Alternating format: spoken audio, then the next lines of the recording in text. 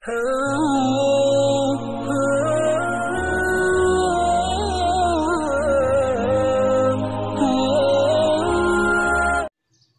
علامہ ابواللیث سمرقندی رحمہ اللہ فرماتے ہیں کہ 8 قسم کے لوگوں کے ساتھ بیٹھنے سے 8 چیزیں انسان کے اندر پیدا ہو جاتی ہیں۔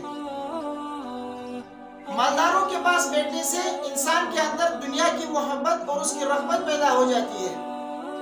فقراء کے پاس بیٹھنے سے انسان کے اندر اللہ کی رضامندی اور شکر کا جذبہ پیدا ہو جاتا ہے۔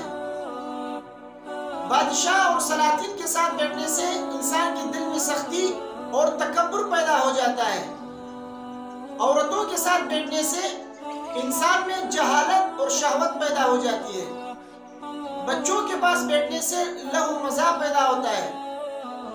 نافرمانوں کے پاس بیٹھنے سے انسان کے اندر گناہوں پر جرأت اور توبے میں سستی پیدا ہوتی ہے۔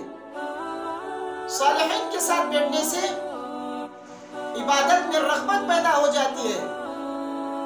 علماء کے پاس بیٹھنے سے علم میں اور پرہیزگاری میں ترقی پیدا ہوتی ہے۔